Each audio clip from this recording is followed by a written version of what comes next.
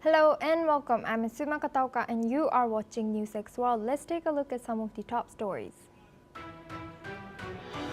The US House is nearing a vote over Donald Trump's big beautiful bill covering sweeping tax cuts and spending. Democrats have accused Republicans of trying to jam the bill, while Republican infighting has continued.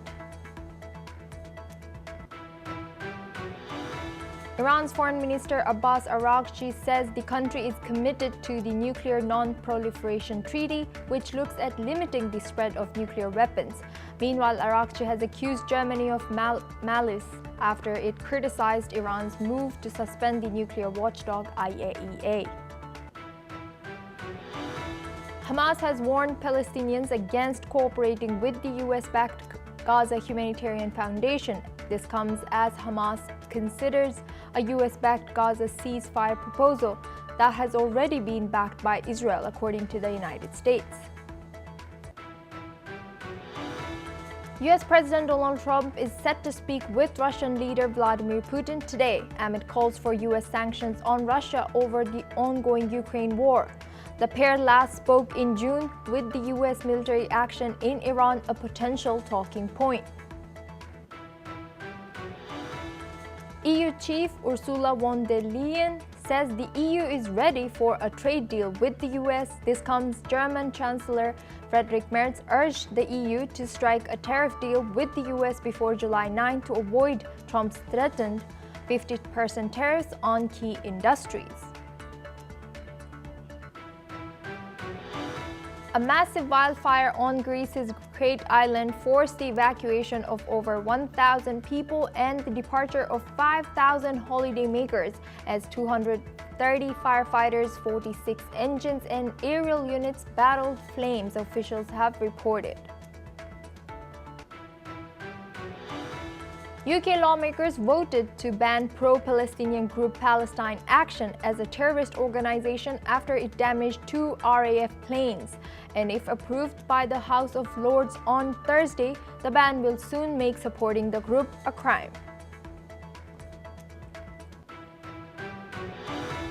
Tributes have been pouring in after Liverpool and Portugal footballer Diogo Jota has died after a car crash in Spain. His brother Andre Silva, who was also a professional footballer, also died in the tragic accident. Iran has reaffirmed its commitment to the Nuclear Non-Proliferation Treaty and its Safeguards Agreement, despite a new law suspending direct cooperation with the UN's atomic watchdog. President Masoud Pezeshkian signed the legislation this week, mandating that any future interaction with the IAEA be handled exclusively through Iran's Supreme National Security Council. Foreign Minister Abbas Araghchi says the move follows unlawful strikes by Israel and the US on Iranian nuclear facilities last month. He accused Germany of supporting those attacks and blasted Berlin's push for zero enrichment in Iran as a betrayal of the 2015 nuclear deal. The new law has drawn strong condemnation from Germany, which called it a devastating signal for diplomatic solutions. The shift comes in the wake of a 12-day conflict between Israel and Iran that ended under a US-brokered ceasefire on June 24th, following strikes on military and nuclear sites by all three nations. Now we have Joshua Barnes joining us for this news, anchor and correspondent at NewsX World. Joshua, this is a significant news coming in from Iran regarding its nuclear facilities and its program. Can you tell us more about it? Well, yes, absolutely, Asuma. The context of this, of course, is in the backdrop of that 12-day war in which Israel and then the United States targeted Iran's nuclear facilities. Preceding that was several negotiations between Iran and the US over uranium enrichment. Now, some experts said that Iran were preparing uranium for a weapon as opposed to just for domestic use. Iran denied those claims, but several experts saying that that was where the nuclear program was moving towards. Now, bringing it to today, and of course Iran's move to pause and suspend the IAEA, which is effectively a nuclear watchdog looking at countries and their nuclear programs. That is a clear move after the actions from Israel and the US. But this conversation around negotiations and discussions and conversations is one that continues, but there is of course friction there. The European Union diplomat Kaja Kallas talking about the EU playing an important role in Iran coming back to the negotiating table after that conflict. Iran's stance is that you're supporting us having no nuclear program, which they obviously want to continue with. The comments will continue to come in. The discreditation of claims that are being made by either side are also continuing as well. From the global consensus, world leaders are looking at this as an issue, and they've spoken specifically at the G7 summit recently as well, talking about the fact that Iran can't have a nuclear weapon. This situation will continue to rumble on. Discussion and diplomacy is a possibility, but at the moment there are differences limiting that. Thank you, Joshua Barnes. You will stay with us as we move on to our next news. Tensions are escalating between Iran and Germany over Tehran's decision to limit cooperation with the UN nuclear watchdog. Germany's Foreign Office warned that Iran's move to channel IAEA cooperation through its Supreme National Security Council eliminates international oversight and undermines diplomatic solutions. Iranian Foreign Minister Abbas Araghchi fired back, calling Berlin's criticism fake news. He insisted Iran remains committed to the Nuclear Non-Proliferation Treaty. The shift follows new legislation by Iran's parliament sparked by recent Israeli and US strikes on its nuclear sites. Araghchi accused Germany of supporting those strikes, including against IAEA safeguarded sites and of violating international law. He further slammed Berlin for demanding zero enrichment and for historic actions, including alleged support to Saddam Hussein and Israel's war in Gaza. Araghchi said Germany's behavior has destroyed its credibility in Iranian eyes.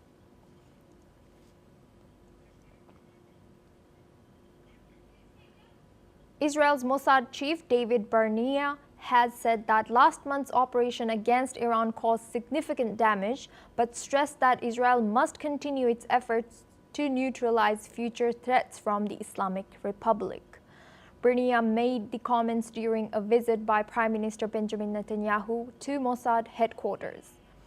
The Prime Minister's office released a statement saying Netanyahu praised Mossad's work, pointing to its September 2024 operation against Hezbollah as a turning point that led to the assassination of Hezbollah leader Hassan Nasrallah, the collapse of Syria's Bashar al-Assad regime, and a joint operation to eliminate what he called an immediate existential threat in Iran.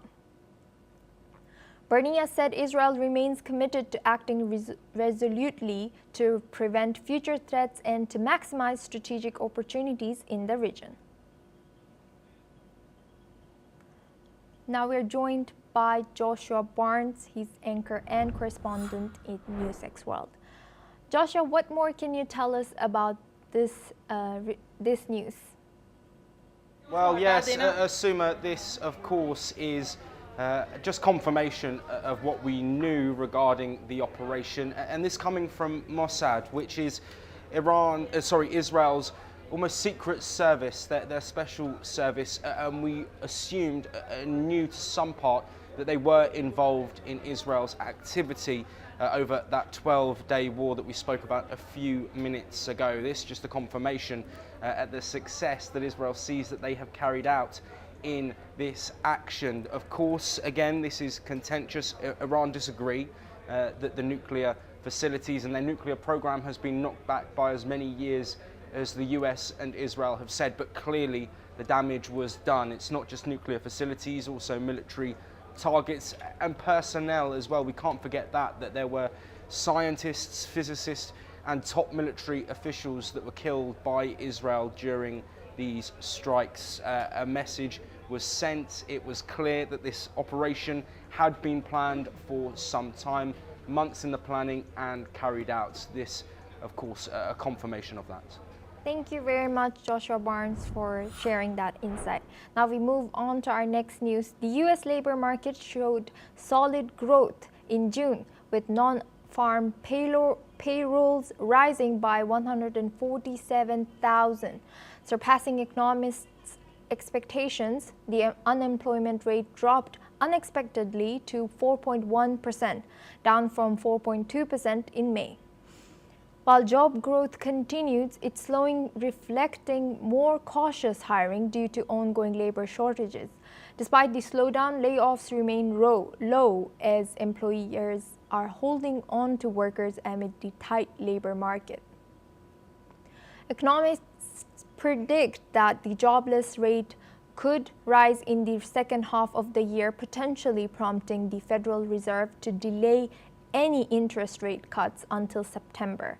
The central bank recently kept its benchmark rate steady in the 4.25% to 4.50% range, as concerns about inflation and trade policies remain. Federal Reserve Chair Jerome Powell has signaled that the Fed will wait and learn more about the impact of tariffs on inflation before deciding on future rate cuts.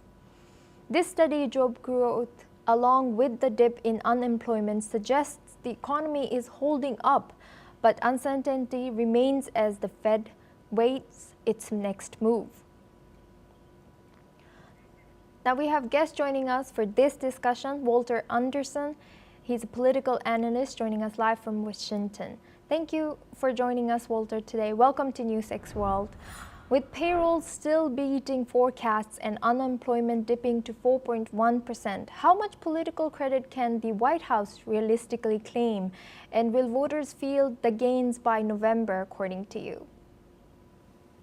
Well, it's been something of a PR victory for the Trump administration, the fact that the added jobs, predicted that they would add 110, and they've added 30 or 40,000 more than that.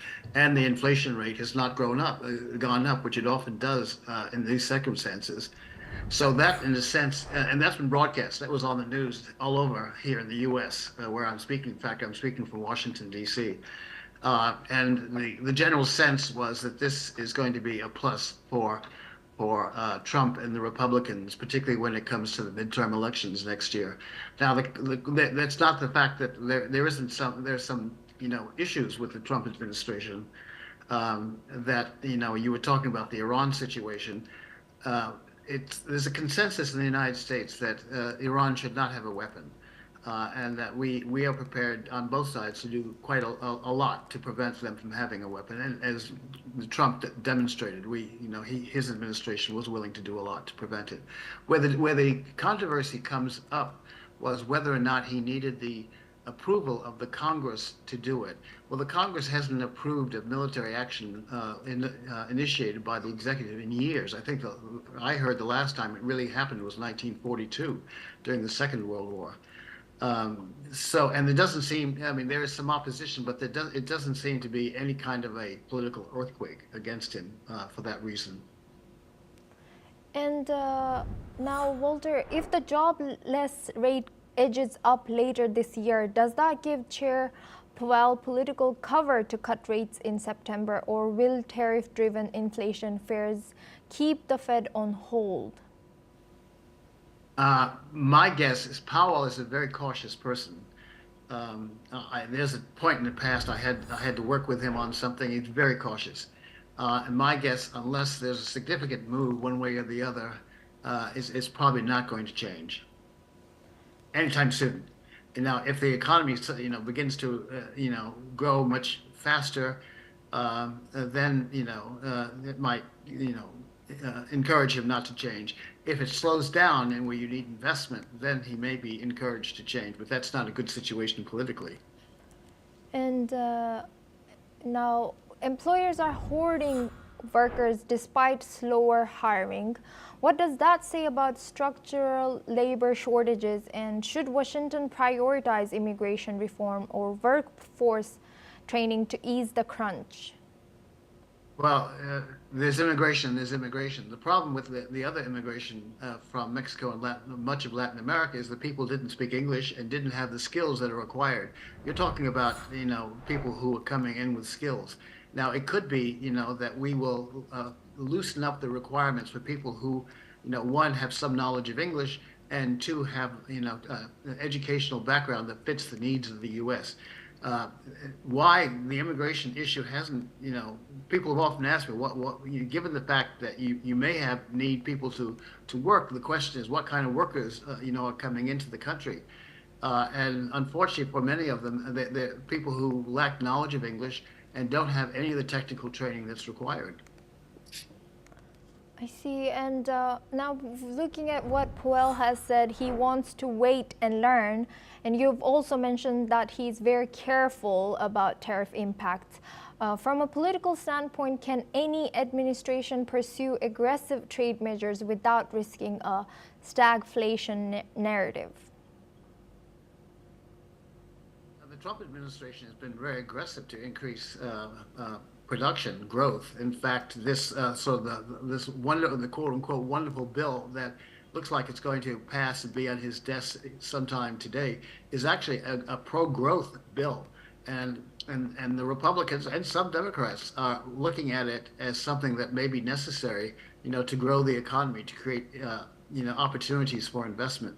There is, in fact, though, a job shortage, not a people shortage. As I say, the immigration has been relatively high, much of it illegal.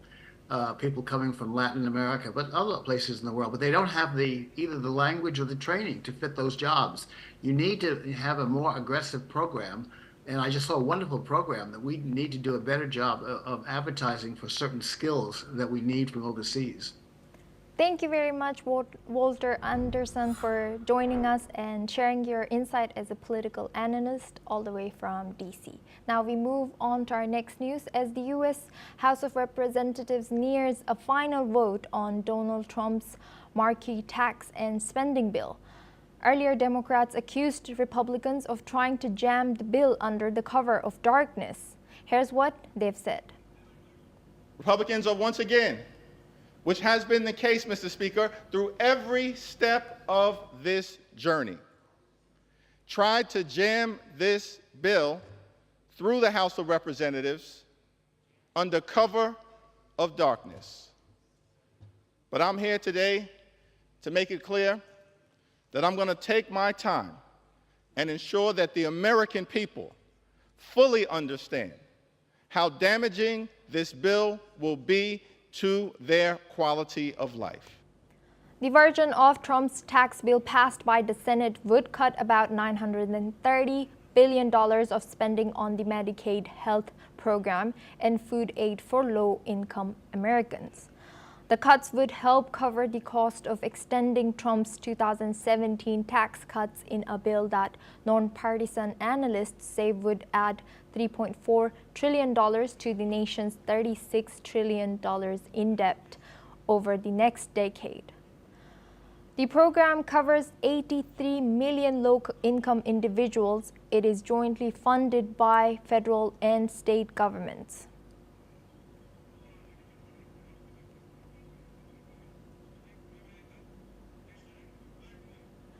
Now we're joined by Joshua Barnes. He's an anchor and correspondent for this news.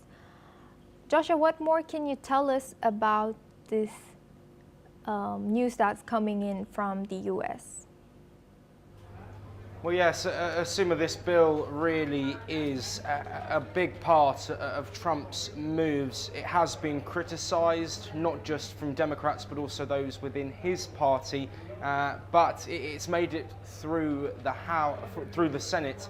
Of course, J.D. Vance making that deciding vote as the Senate was split at 50 votes apiece. The Democrats saying that this bill is being jammed through.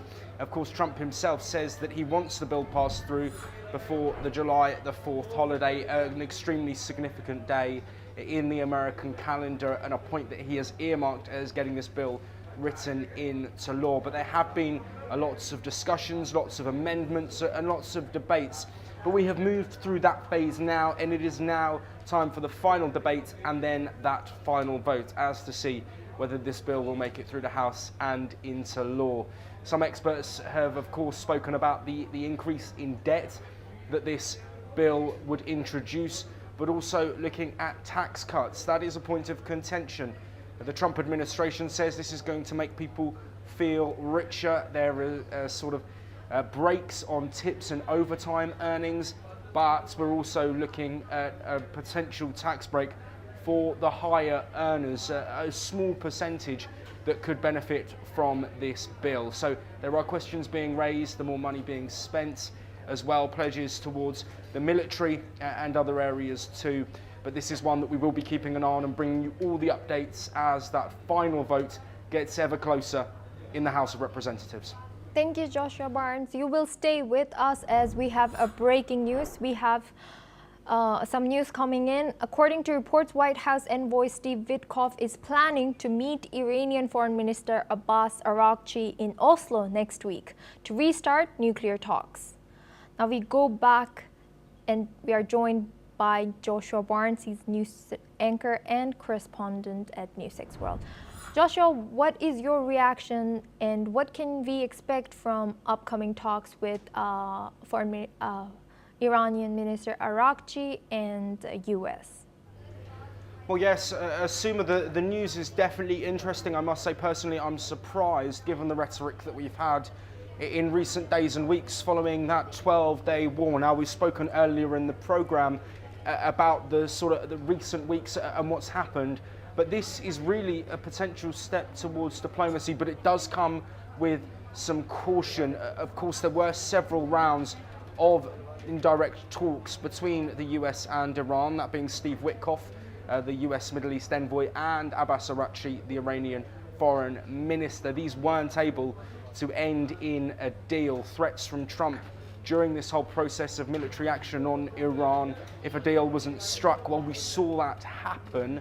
And Iran's nuclear program, of course, has been weakened given the level of strike that we saw from Israel, and then those bunker-busting bombs that the US used to try and hit sites, including Fordo, which was almost unreachable from the Israeli point of view, but those US weapons used. So it'll be interesting to see how these negotiations and discussions are carried out given the military action that we've seen. Is this a move towards diplomacy, or is this a conversation that might be about the ongoing situation with the IAEA, the nuclear watchdog, as we spoke about earlier, and also calls over the situation? We wait and see. Big breaking news coming in surrounding that Iranian nuclear program, and we wait to see what will come from talks between Witkoff and Araghchi.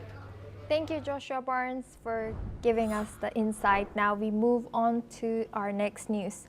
The Hamas-run Interior Ministry in Gaza has issued a warning to residents, ordering them not to work with or assist the US and Israeli-backed Gaza Humanitarian Foundation, known as GHF.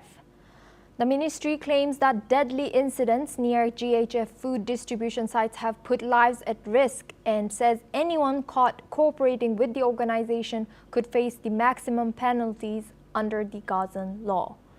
In a statement, the ministry said it is strictly forbidden to work for or aid the GHF or its agents, adding that legal actions will follow against anyone found in violation.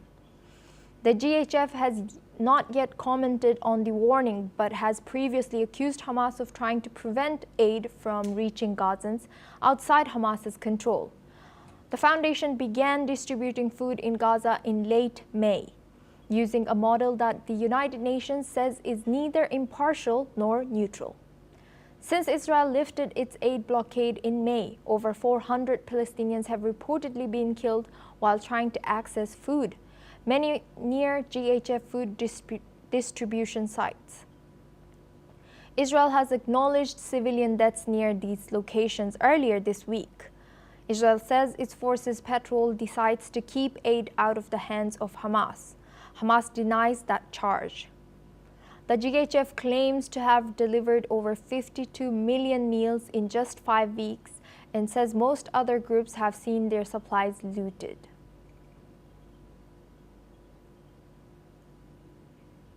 Now we are joining us for this discussion, Ali M. Abushbak. He's a Middle East Affairs researcher joining us live from Cairo. Thank you, Ali, for joining us. Good to see you. Ali, can you tell us that the casualties around aid sites keep increasing in recent weeks, and now they have told the civilians there who don't have much other option that they have to kind of not help IDF or not help the aid distribution GHF staffs for getting aid. What's the situation there, and then what else is expected for them then? Thank you, Osama, for having me again. I guess the decision of Hamas, it's not new. In the very beginning, before its start, and on May 19, I guess Hamas and the international community boycotted this organization that Gaza's humanitarian functions. So everyone boycotted as May it will blackmail the Palestinian and will be as a tool to departure the Palestinian from Gaza, and it will use the Palestinian. So as several of international community condemned the way that the GHF behave with the people. There is a several of eyewitness. They confirmed that they are humiliating the people during discriminating the humanitarian aid. So the things is on the ground, Palestinian continuously gathering the people who are suffering from the starvation and the famine, gathering by in thousands number to waiting for their turn and waiting for the opportunity to obtain the humanitarian aid or to obtain some flowers or some items or supplies to survive. But unfortunately, we are adapting to hear 100 of people got killed during the gathering who's seeking to humanitarian aid and who's seeking food. And we become adapting and normalize to hear about several of dozen of 100 Palestinians who got injured during they are seeking to obtain a food. So the things is on the ground. I guess it's not new, the Hamas decision and Hamas warning the Palestinian who's contribute or the Palestinian who's gathering toward the GHF. Things is incredibly on the ground, while the people always seeking and pursuing for food and pursuing for any opportunity to survive as a normal people, as a normal civilians in this war. Also, Hamas' decision to punch the people who's contributing with the GHF, it's also surprising because people has no opportunity, people in Gaza and the civilian has not any other option to move forward and to survive.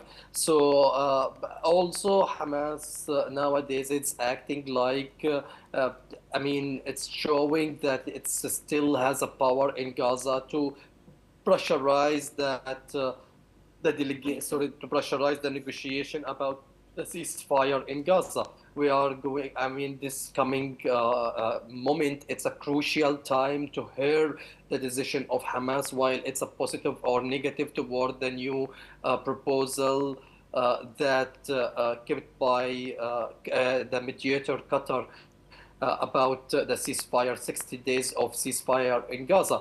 So in my opinion, Hamas is going to delay its decision about respond to the ceasefire proposal, as well as all the actors in this case, like Egypt, Qatar, America, all of them, they are practicing the pressure on Hamas to accept, at least as a temporary solution for the long-term and long time of conflict between Israel and Hamas in Gaza, while the casualties is from civilians.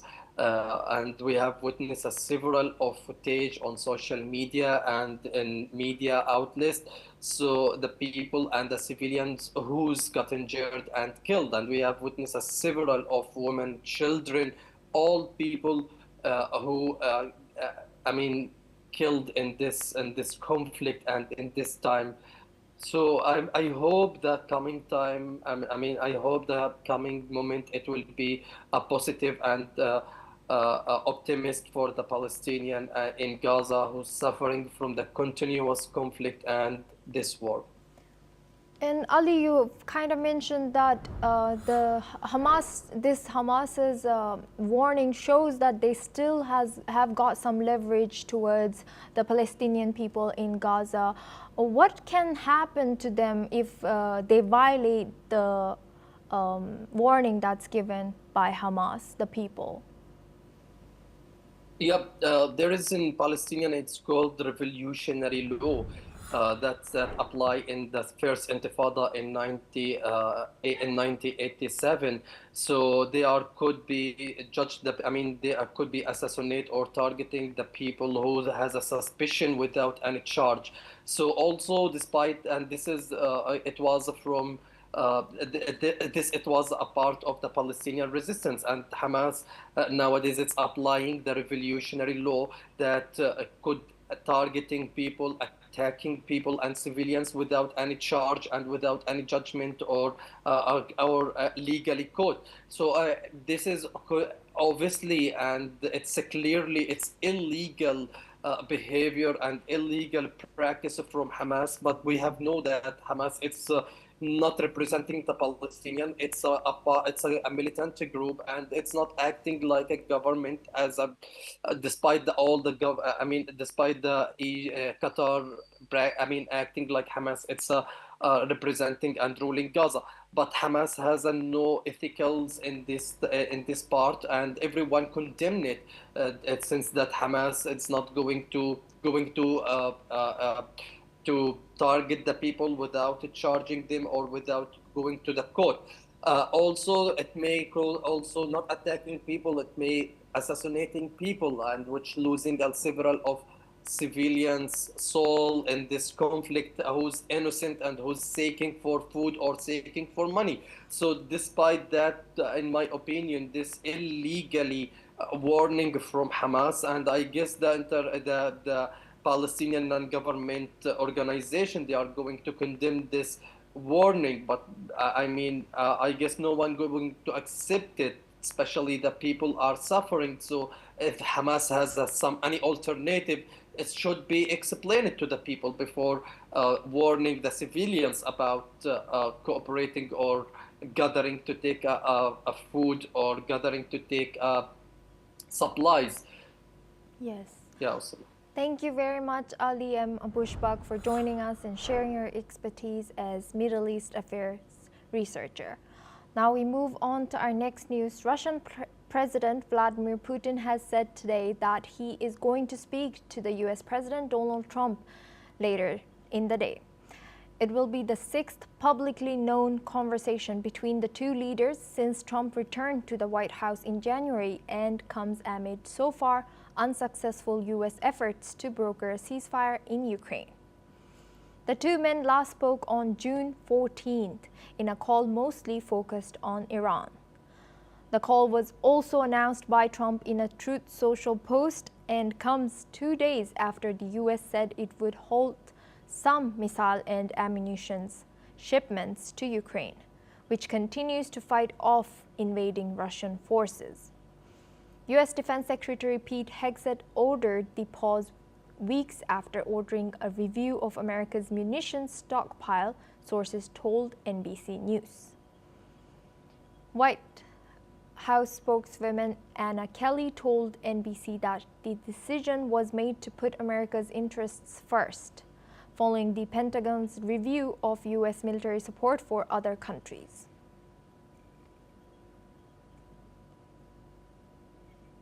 Now we're joined by Joshua Barnes. He's anchor and correspondent at NewsX World. Thank you, Joshua. What more can you tell us about the breaking news that has come in just now? Well, yes, Suma, this information again was unexpected. This has happened previously, not too long ago, back in June. A conversation between Donald Trump and Vladimir Putin took place, but this comes at a time of conflict, at a time of instability, and a time of uncertainty. Now, of course, the ongoing Russia-Ukraine conflict, Donald Trump has been deeply involved in this, looking towards potential peace since the start of his second term in office, saying that the war would be ended within days, but that hasn't happened. However, the US have, of course, mediated talks with Ukraine directly, with Russia directly, and also tried to push towards direct talks between Russia and Ukraine, which have taken place.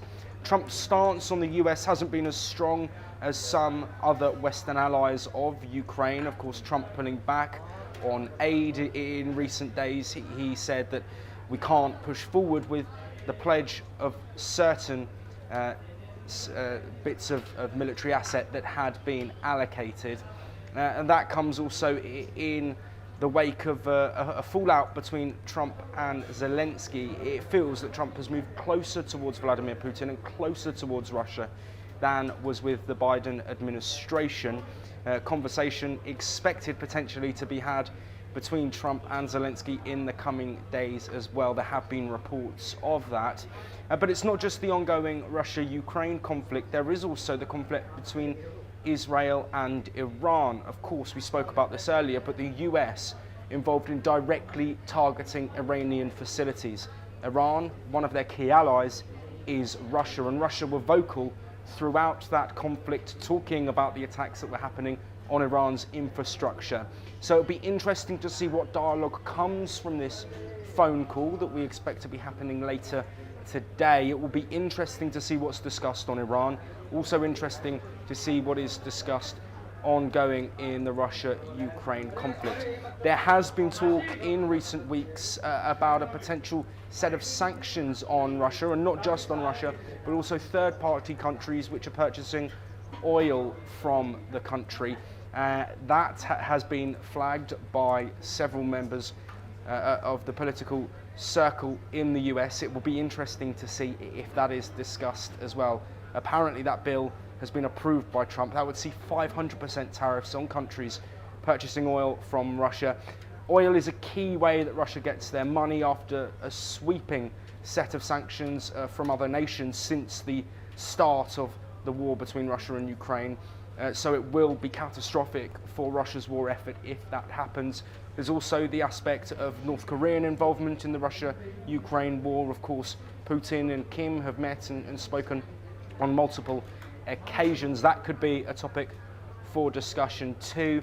And also, let's not forget the recent G7 summit.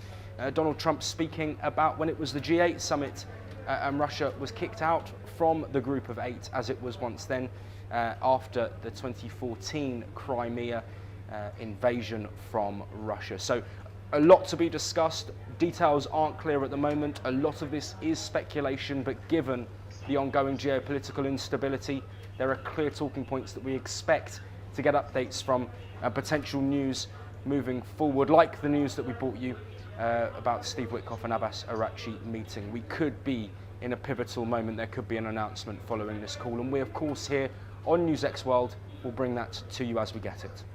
Thank you very much, Joshua Barnes, for joining us and sharing that insight. Now we move on to our next news. A man was killed and a woman was injured by a Ukrainian drone strike on a civilian car in a village in the Bryansk region, according to Governor Alexander Bogomaz. The governor has said that Ukraine carried out a targeted strike using FPV drones on a moving civilian car. He confirmed that the woman was taken to the hospital where she received all the necessary medical care and stated that necessary support and financial assistance would be given to the relatives of the deceased and the wounded. Meanwhile, Russia's defense ministry reported that it has liberated 2 communities in the Kharkov region and the Donetsk People's Republic over the past day. Now we stay in the region. The Russian embassy in Baku has confirmed that the Russians recently detained in Azerbaijan have been granted consular assistance. This comes after Russian Foreign Ministry spokeswoman Maria Zakharova said that consular staff had agreed on access to the 13 Russian citizens detained in Azerbaijan. On June 28, the investigation committee's branch for the Sverdlovsk region said that it had suppressed a group involved in several murders committed in Yekaterinburg in the early 2000s. Early defendants were taken into custody. According to reports, one of the defendants died from heart failure. The cause of death of the second person is being established. Their bodies were taken from Yekaterinburg to Baku, which said that forensic medication examination detected signs of violence and protested to Russia. Now we move on to Europe. The Danish Prime Minister Mette Frederiksen warned today that a failure by the United States to provide essential military support to Ukraine would mark a major setback, not just for Ukraine, but for Europe and NATO as well. Her comments came amid reports that President Donald Trump and Ukrainian President Volodymyr Zelensky are expected to discuss the recent pause in U.S. weapons deliveries during a call on Friday. Meanwhile, EU Chief Ursula von der Leyen said the U.S. decision to pause some shipments is a clear message that Europe must step up its own support. She called for increased defense capabilities not just at the EU level but across the entire continent. Now we're joined back by Joshua Barnes. He's anchor and correspondent at NewsX World. Joshua, what more can you tell us about the EU's reaction towards U.S. or deciding to pause the military deliveries on Ukraine? Well, yes, Suma, I'll keep this brief because we have touched on a lot of the ramifications of that pause to some aid from the US to Ukraine, but it's interesting to hear some EU response. Of course, the Coalition of the Willing, a group headed up by UK Prime Minister Keir Starmer and French President Emmanuel Macron, has seen wider European unity on the issue of the Russia-Ukraine conflict. There are fears amongst some EU countries that if Ukraine were to fall, then there's potential risk to them as well. These comments are in line with rhetoric that has been repeated for weeks and months now amid a US shift in policy towards Ukrainian support. I expect there to be more calls from European leaders about that US support, but a lot of that potentially hangs on what happens in this phone call tonight with US President Donald Trump and Russian President Vladimir Putin. Could there be any developments from that phone call that look towards sanctions and a potential step one way or the other from the US under the Trump administration? We'll keep an eye on that. Thank you very much, Joshua Barnes, for joining us and sharing that insight. Now we stay in Europe. The European Commission President Ursula von der Leyen says Brussels is ready for a trade deal with the United States as negotiators from both sides meet in Washington ahead of next week's deadline. EU Trade Chief Maros Sefcovic is already in Washington and due to hold talks with his American counterparts today. If no deal is reached by July 9th, sweeping U.S. tariffs on EU imports could snap back, potentially doubling to 20% or more. Von der Leyen has said that the EU is seeking an agreement in principle, noting that finalizing a detailed deal is unrealistic given the scale and complexity of transatlantic trade, which totals over 1.5 trillion euros. She also made clear that if talks fail, the EU will defend its economic interests, saying all interim instruments are on the table, including a €100 billion package of potential counter tariffs on US goods. Let's listen in to what the President of the European Commission had to say. I just want to say we are ready for a deal. We want a negotiated solution. But you all know that at the same time we're preparing for the possibility that no satisfactory agreement is reached. This is why we consulted on a rebalancing list, and we will defend the European interest as needed. In other words, all the instruments are on the table. Now we are joined back by Joshua Barnes. He's anchor and correspondent at NewsX World. Joshua, what more can you tell us about this tensed negotiation between EU and US? Well, yes, Asuma, let's take it back to Trump's Liberation Day, of course, announcing tariffs on around 70 separate countries. He was citing a trade imbalance, and the EU was one group of nations that he was looking to target with that. Now, Trump has put in a 90-day pause, which has seen that tariff rate on goods drop down to 10%, and that pause was for 90 days. That ends on July the 9th, so less than a week to go. And there is a bit of a mad dash for some countries who are yet to agree a trade deal in order to try and overcome those hurdles. Trump has recently said as well that he won't be looking to extend the 9th of July deadline. Now, Trump often flip-flaps between what he says, he goes back on promises that were made, so I'm unsure whether that is a set deadline, if there are negotiations still ongoing. Could that be extended? We don't know. Trump's trade policies and tariff policies have been unpredictable at points, but ultimately the US is looking to negotiate with the EU, and a deal needs to be agreed for both parties. The EU, of course, a bloc of nations, and it will have huge ramifications for them if that tariff jumps up from the 10% rate that it is now. Both countries are looking for preferences on their side, but it is, of course, a negotiation, and Donald Trump is a negotiator. His mantra is the art of the deal, and he will be looking for the best in the US interests. It's interesting to hear Ursula von der Leyen in the comments that she has made. I think for all parties, a deal getting done before that deadline would be preferential, and I think realistically a deal could be done by that point. We wait to see who concedes on what side and how the deal will pan out. But Trump's tariff policies have been unpredictable, and we don't know between now and the 9th what is yet to come. And we will, of course, keep an eye on all of those updates ahead of that July the 9th deadline. Thank you very much, Joshua Barnes, for keeping us posted on all our news. Now that's all we have time for. We will continue to bring more news updates from around the world.